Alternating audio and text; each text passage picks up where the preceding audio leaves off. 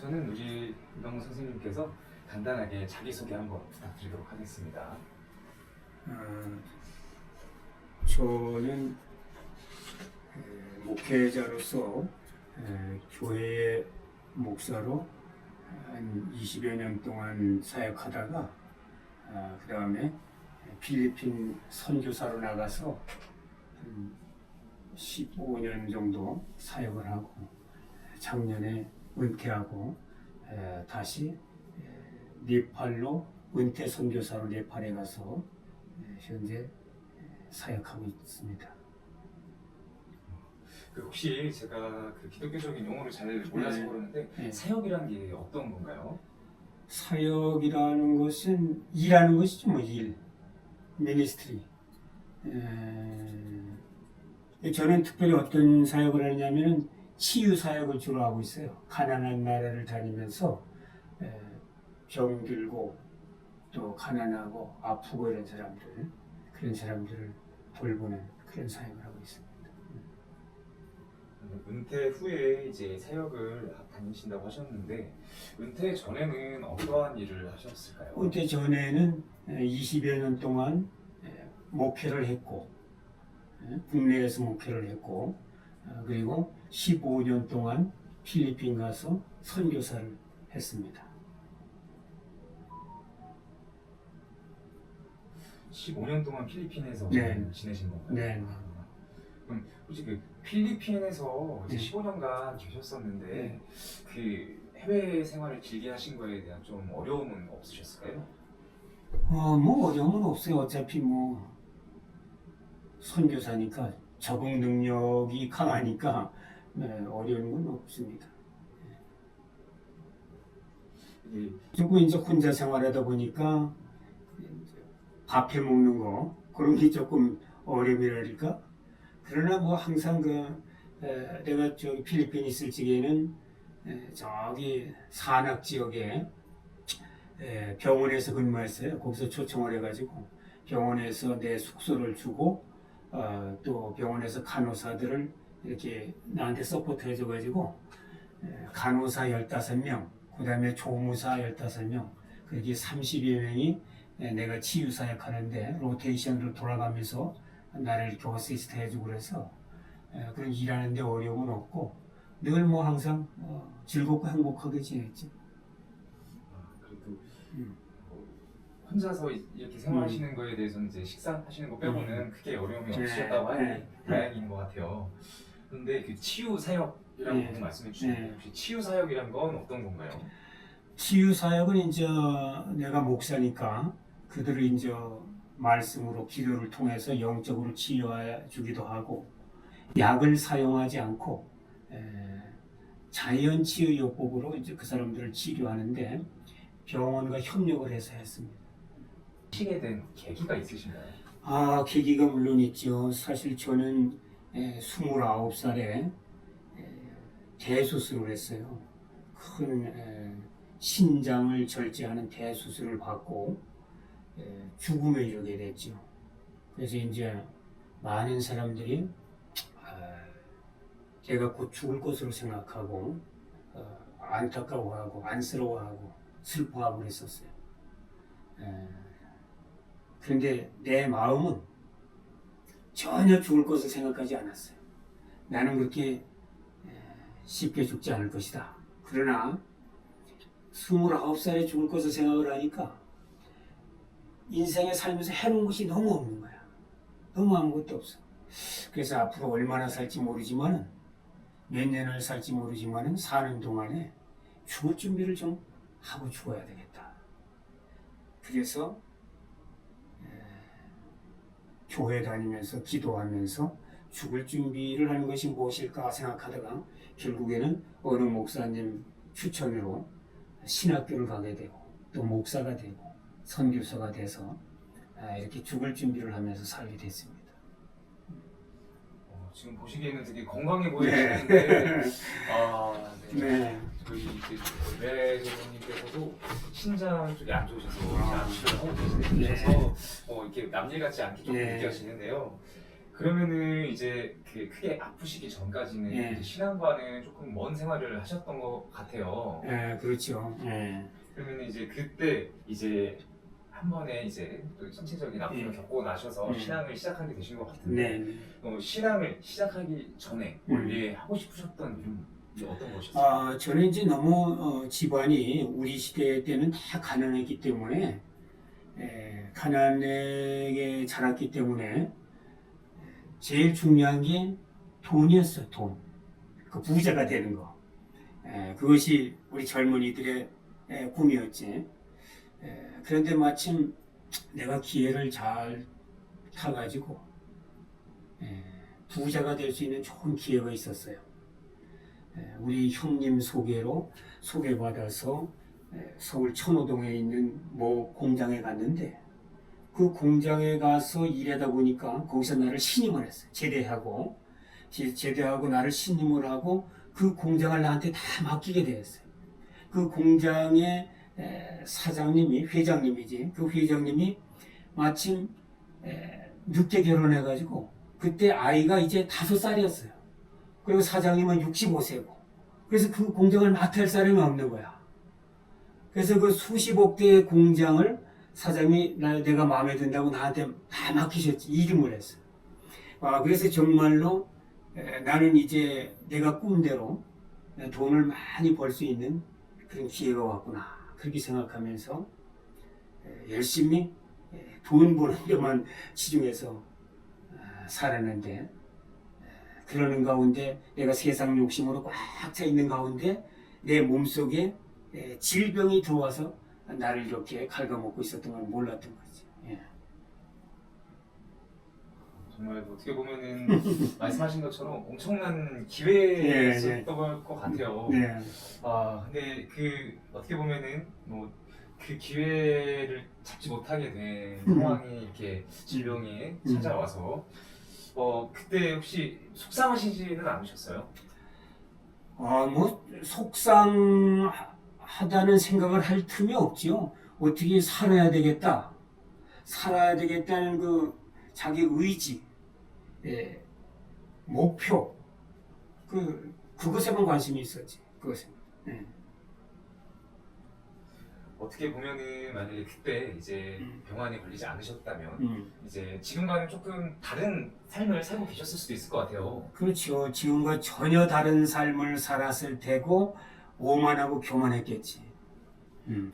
방금 말씀하신 것처럼 선생님께서는 그래도 그 부분에 대해서 아쉬워하시는 모습보다는 한편으로는 그 모습이 안 돼서 다행이다라고 느껴지는 것 같아요. 제가 볼 때는. 그래서 선생님께서는 오히려 지금의 삶이 더 낫다고 생각하시나요? 그렇죠. 결과적으로는 이제 지금의 삶이 더 행복하고 더 만족스럽고 그렇죠. 내가 이제 하고 싶은 것을 하면서 여유 있게 살 수 있으니까.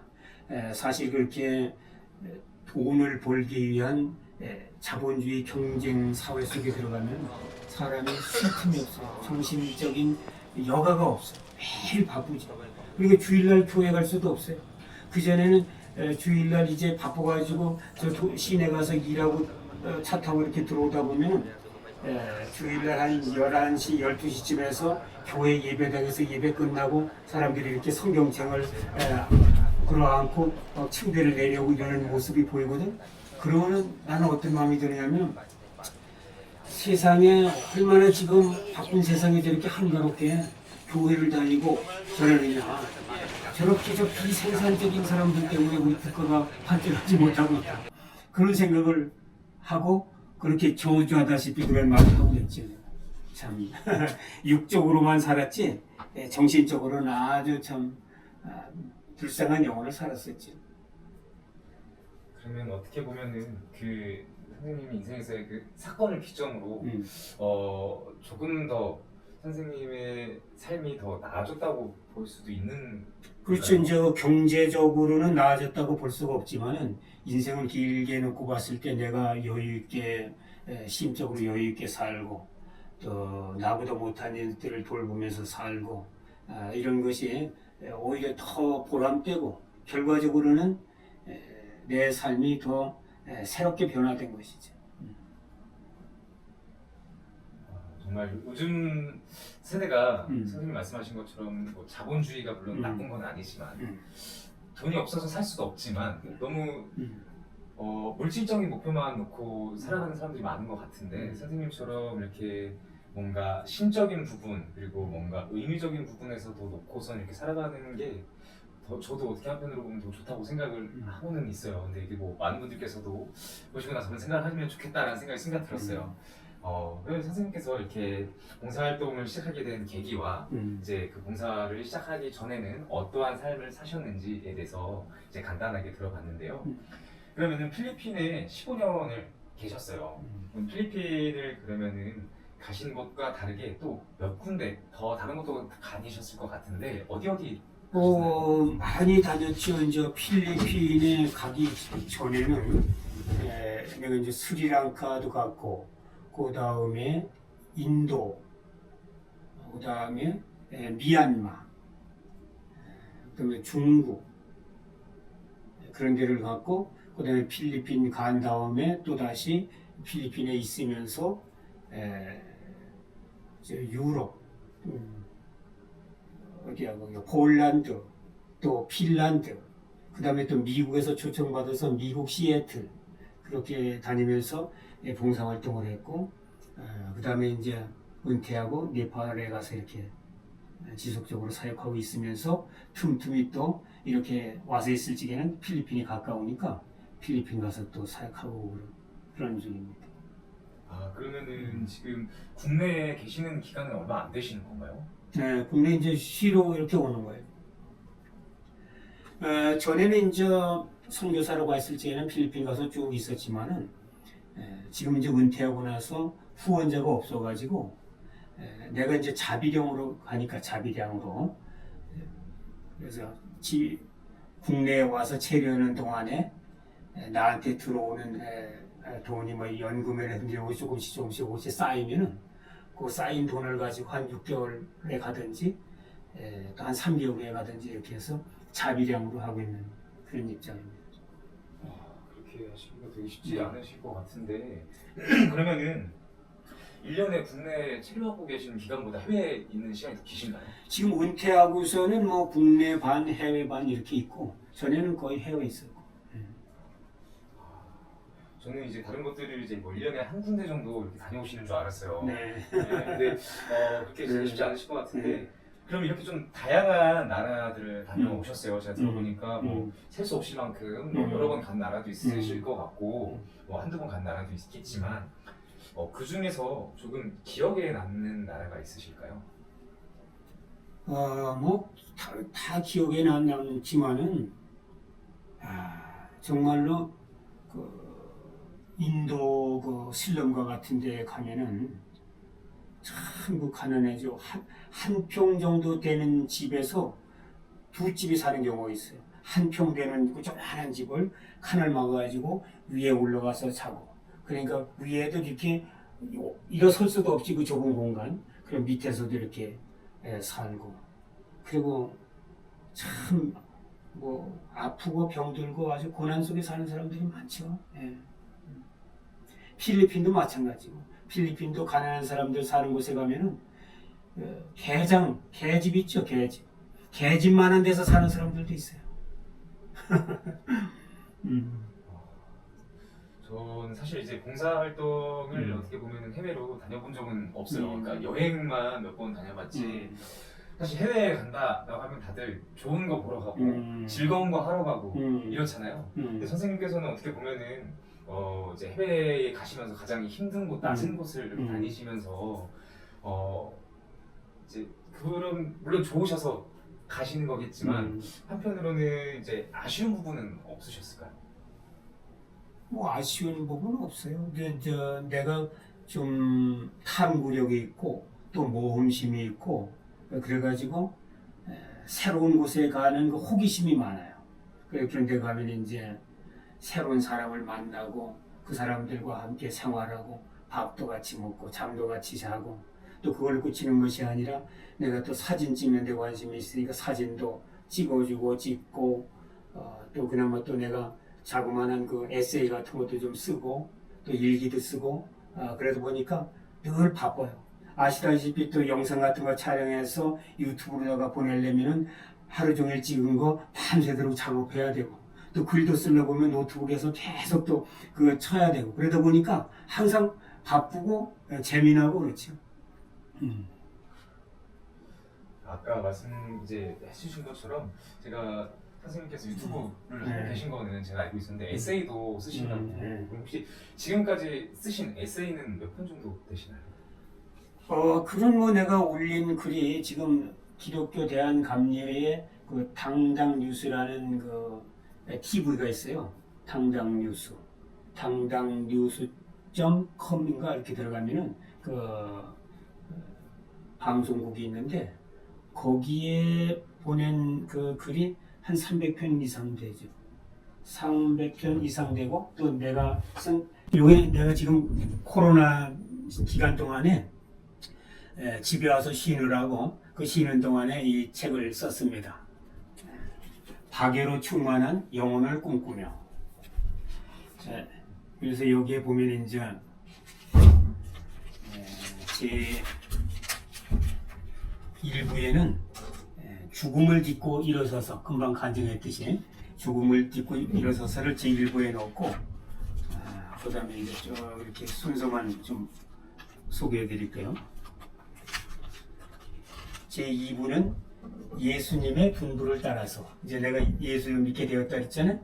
그 다음에 3부는 박애로 충만한 영혼을 꿈꾸며 이렇게 해서 3부로 해서 이렇게 책을 썼는데 이것은 지금 프로방스라는 출판사에서 출판을 해서 지금 교보문고나 전국 서점에서 팔고 있는데 2만 원에 지금 판매되고 있는 책입니다.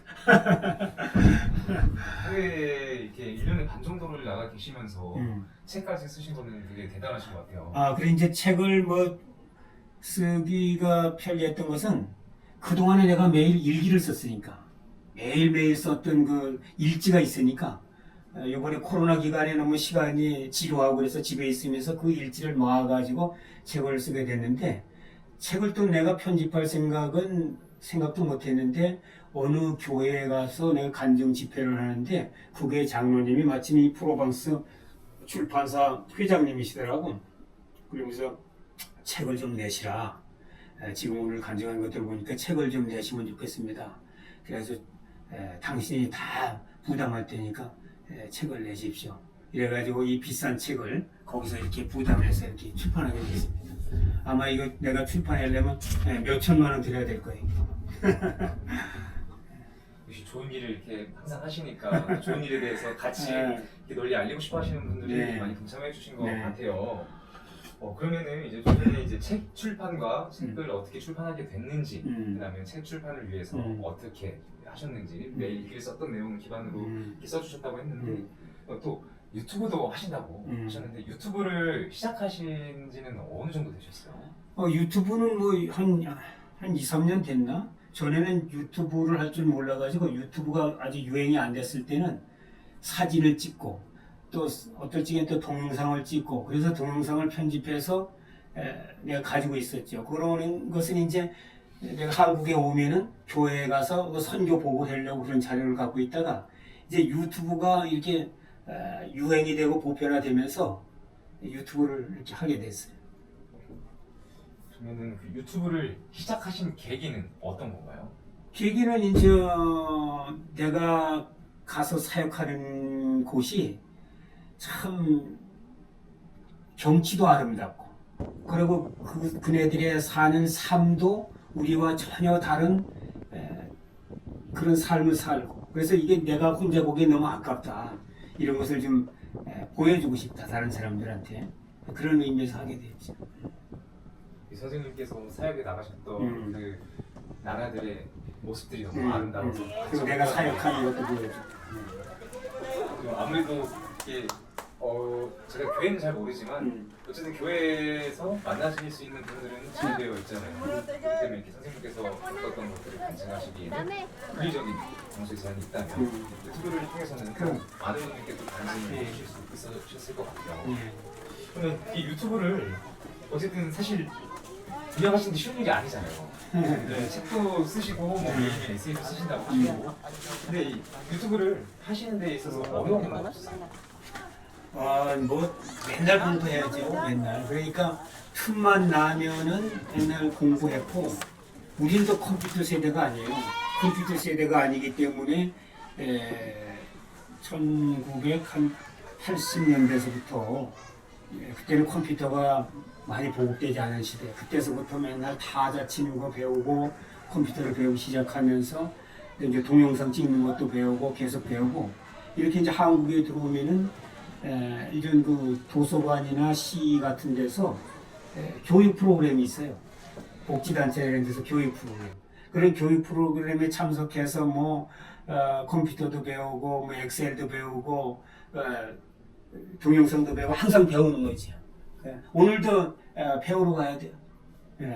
매주 목요일 날은 독서 토론회 가가지고 이제 책 읽고 같이 토론회 하고 또 지금 화요일 날 수요일 날은 또 그 AI 분야 그걸 공부하기 위해서 지금 프로그램 신청해 놨습니다.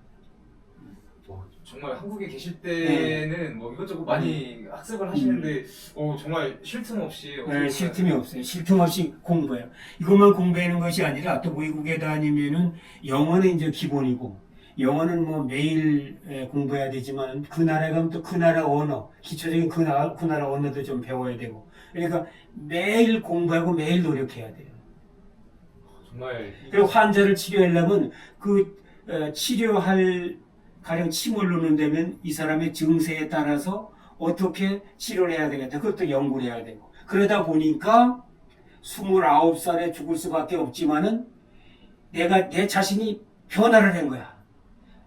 초월한 거지. 내 자신을 초월해버리고 변화를 시켜서 그러다 보니까 아플 시간이 없고 죽을 시간이 없는 거야.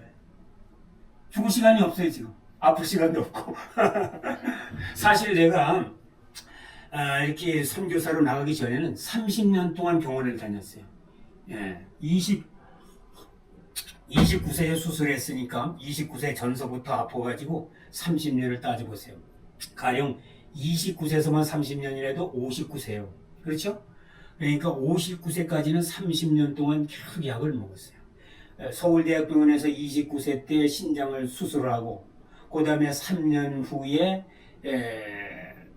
5년 후에 다시 귀 수술을 하고 또 3년 후에 다시 코 수술을 하고 그리고 수술을 하지 않으면 이 염증이 뇌로 들어가서 죽을 수 있다 해서 그렇게 3번씩 수술하는 가운데 내 건강했던 육신이 다 망가졌어요. 약을 너무 먹어서.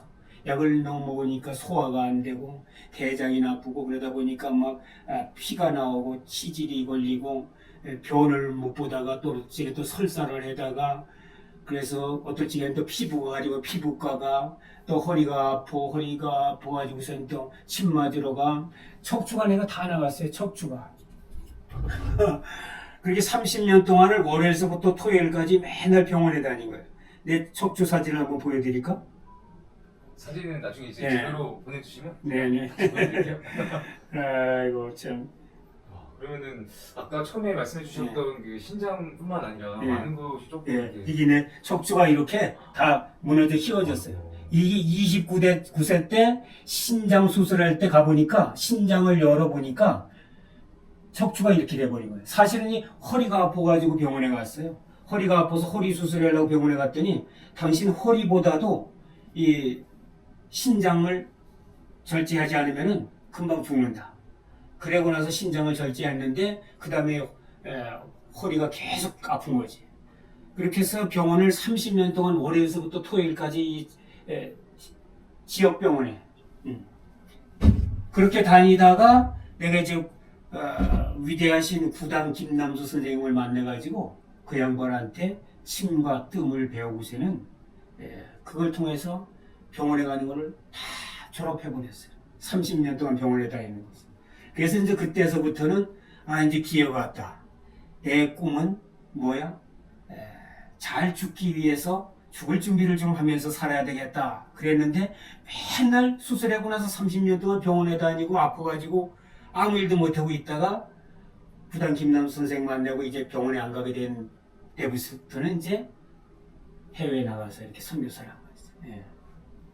좀 전에 그 선생님을 만나게 된 이후로부터 어떻게 보면은 선생님이 목표로 했던 인생을 조금 예. 살아가실 수 있게 된 예. 거네요. 그래서 내 인생을 제3기로 나눌 수가 있어요. 이 1기는 1세에서 28세까지 건강한 시기, 그 다음에 29세에서 59세까지는 병원 신세지던 환자 시기, 그 다음에 59세부터 지금 74세까지는 제3기는 이제 이렇게 불쌍한 사람들과 함께하는 이런 삶을 살고 있습니다.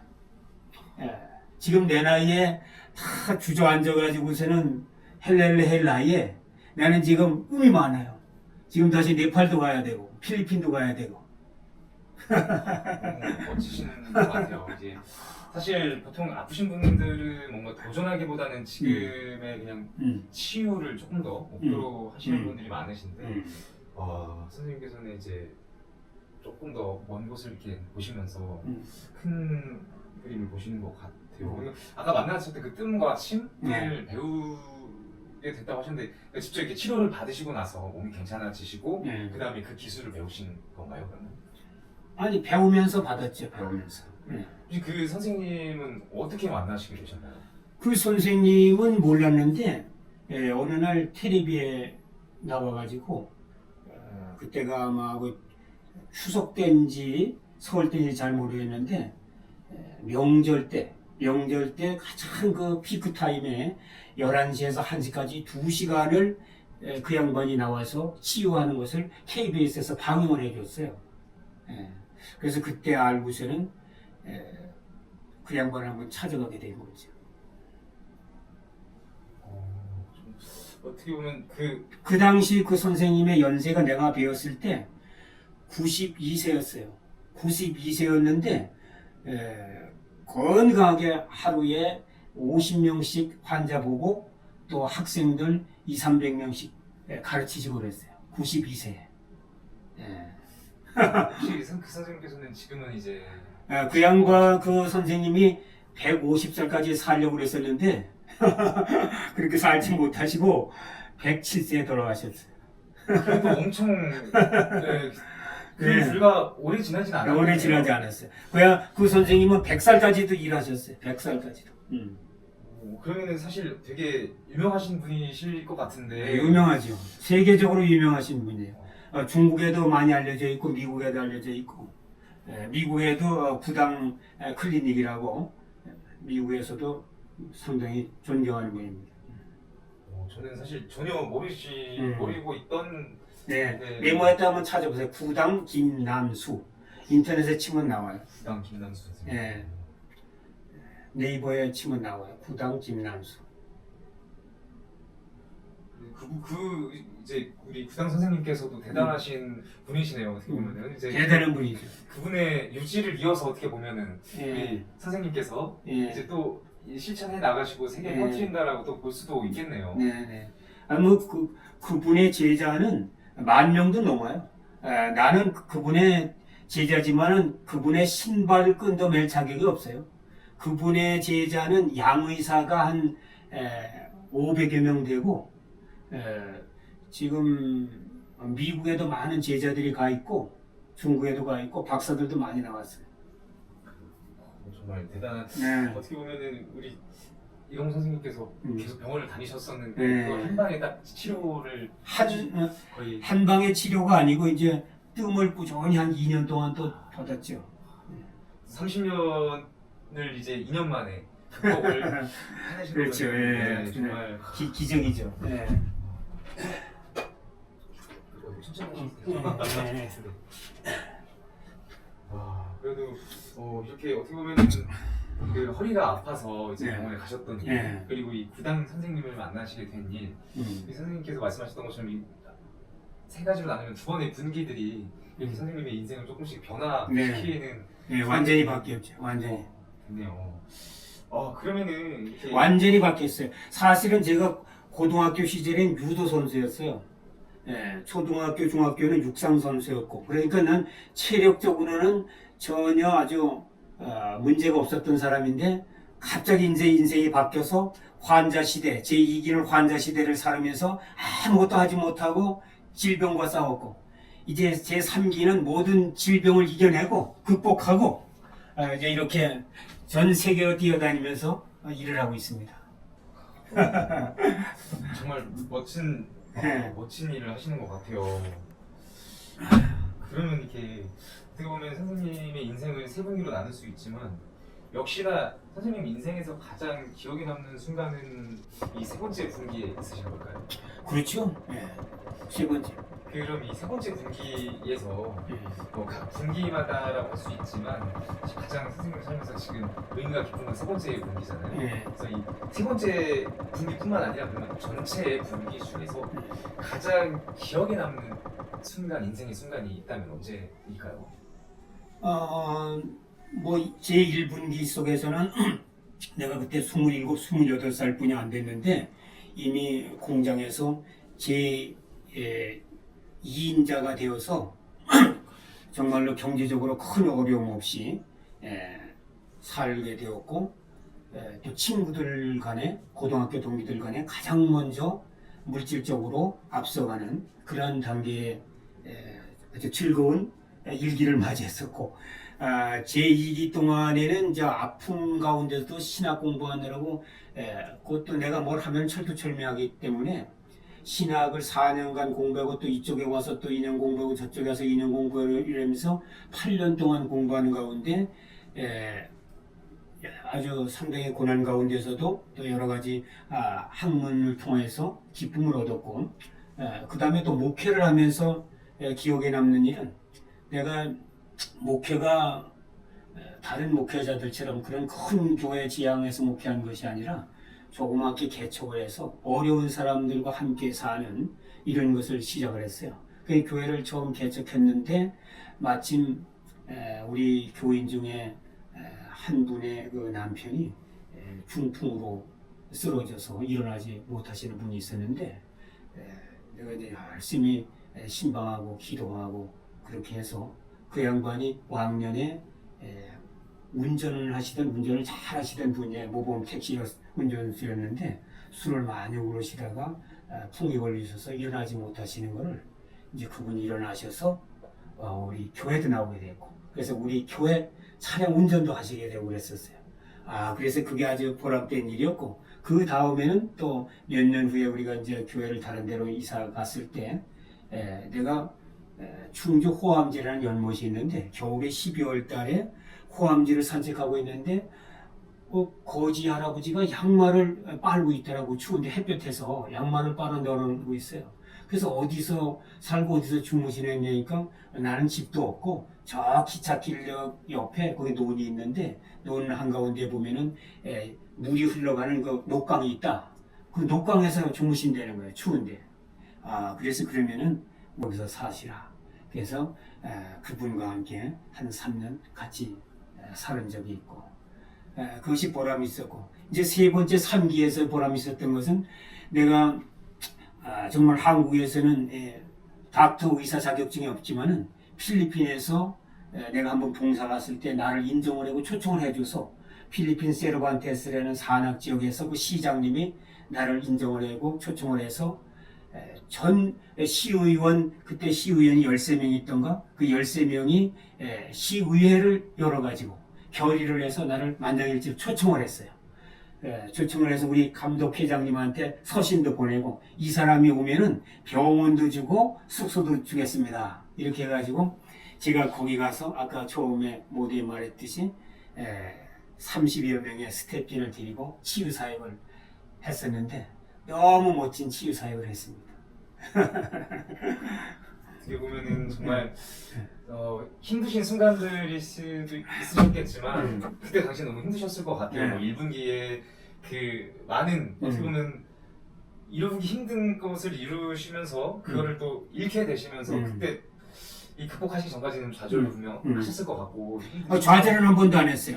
왜냐면은 내가 그 운동선수여서 그랬는지 모르지만은 좌절은 한 번도 안 했습니다. 남들은 내 주위의 사람들은 울고 안 됐다 곧 죽을 것 같으니까 그렇지만은 나는 한 번도 좌절하지 않고 심지어 병상에서도 영어 사전을 갖다 놓고 영어 사전 외우면서 내가 치료받고 그랬어요. 정말 이게 제가 인터뷰를 많이는 나가진 않았지만 그래도 네. 적지 않은 분을 만나면서 이렇게 선생님처럼 뭔가 새로운 사건마다 극복을 이렇게 잘 네. 해가시는 분들은 네. 많지는 않으시거든요, 사실. 사실 나는 지금 앉아 있어도 지금 허리가 아프고, 지금 또 이게 부고환염이 생겨서 이거 끝나면 또 병원에도 가봐야 돼요. 그러나 나는 한 번도 좌절하거나 실망하지 않고 내 희망이 있고 목표가 있고 계획이 있기 때문에 그 계획을 위해서 추진해 나가고 있기 때문에 나에게 오는 이 통증, 허리에 오는 통증 또 몸에 오는 다른 기타 여러 가지 통증이 나를 괴롭게 할 틈이 없어요. 정말 멋지신 것 같아요. 이렇게 선생님께서는 많은 일도 하시고 봉사도 다니시고 배움도 이제 어디로 다니시고 하시는데 그럼 혹시 이런 거 뭔가 발전하기 위해서 하는 것들도 포함이 될 수도 있지만 그러한 부분들 빼고 여가 시간에는 취미를 따로 하시는 게 없으신가요? 여가 시간에는 내가 그 집에 있으면 화초 기르는 걸 좋아했었는데 내가 외국에 많이 다니다 보니까 화초를 기를 수가 없어요. 다 죽어. 그래서 지금은 이제 물을 안 줘도 사는 화초, 그 화초들만 이렇게 3개월씩 견뎌낼 수 있는 그런 화초만 있고 화초가 다 죽었고 전에는 내가 우리 집에 난이 수백 분이 있었어요. 그래서 우리 딸을 이름을 란이라고 지었어요. 이름을. 그 정도로 내가 화초 기르는 걸 좋아했고 나무 가꾸는 거 좋아하고 그 다음에 지금은 이제 사진 찍는 거 좋아해서 해외에 나가면 늘 이렇게 사진 찍고 동영상 하고 그러지. 동영상 찍고.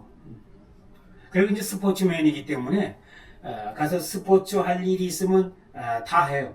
그 바다에 가면 이제 수영도 하고 또 스프링쿨러도 하고 또는 이제 저 계곡에 가면 래프팅도 하고 조그만 경비행기 같은 것도 타고 아주 그냥 멋지게 살고 있습니다. 정말 어떻게 보면 저보다 더 알차고 또 보람 있게 사시는 것 같아요. 그럼요. 네. 인터뷰를 하면서 많이 뭔가 음. 뿌듯함도 제가 대신 느낄 수도 있고 뭔가 예. 배울 점도 좀 있는 것 같고 진짜 뭔가 느끼는 바가 좀 많은. 그래서 난 지금 죽어도 여한이 없어요. 왜냐면 내가 그 당시에는 70세만 살 수 있으면 대단히 많이 사는 걸 생각했어요. 70세. 그래서 혹시 내가 70세까지만 살 수 있으면 참 좋겠습니다 했어요. 왜냐면 내가 50대 때 70세까지 산다는 건 참 상당히 많이 사는 걸 생각하는데 내가 지금 74세가 됐어요. 74세. 그래서 지금 70세 이후에는 덤으로 사는 인생이니까 내일 죽어도 여한이 없어. 그러니까 나는 어떤 두려움도 없이 어디든지 가서 무엇이든지 할 수 있어. 왜냐면 덤으로 사는 인생이니까 금방 죽어도 괜찮으니까. 정말 너무 멋지신 것 같아요. 그러면 이제 스포츠도 즐기시고 네. 이제 건강 관련해서는 이제 통증은 있으시지만 네. 그 지금 이 부고환염 때문에 걸을 수가 없어요. 지금 이번에 네팔 갔다 와서 이것이 생겼는데 걸을 수가 없지만은 얼마 안 있으면 날 거다 이런 신념을 갖고 또 다른 계획을 세우고 있습니다.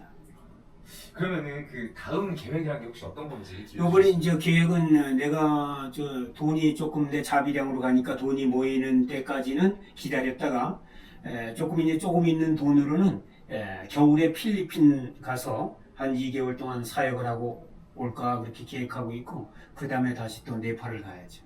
이제 선생님께서 이제 살아오신 인생 중에서 선생님이 느끼셨을 때 가장 이것은 뿌듯하다라고 느끼시는 업적 같은 게 있으실까요?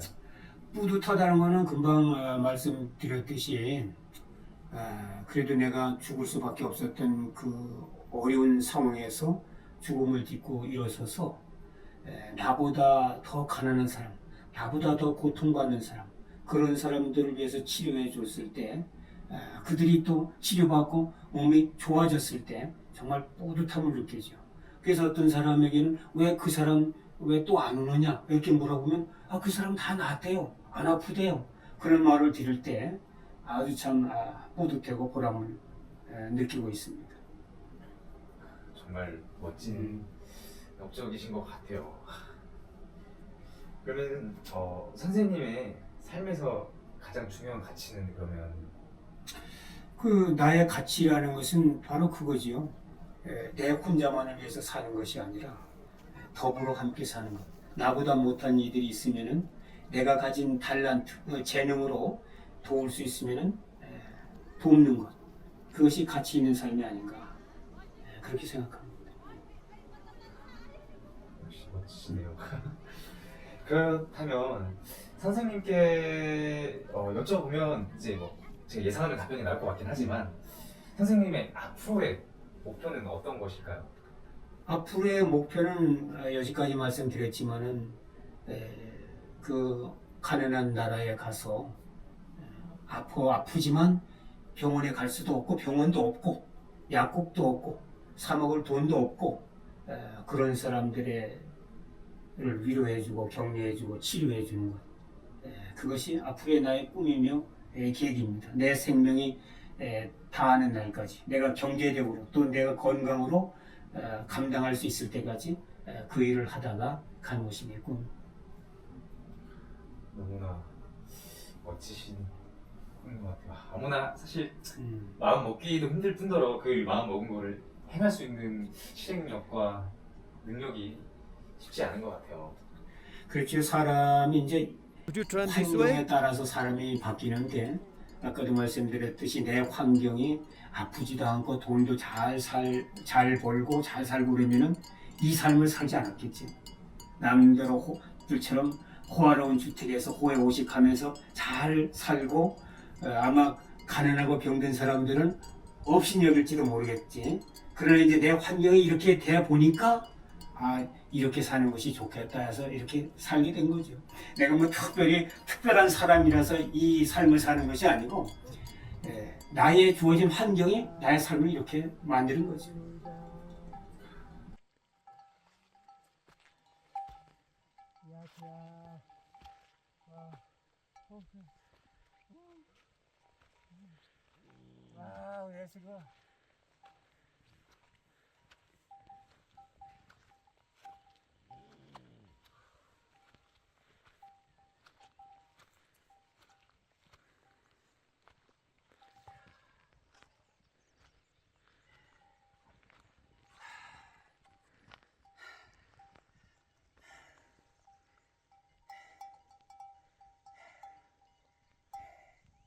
이제 다 끝이네 벌써?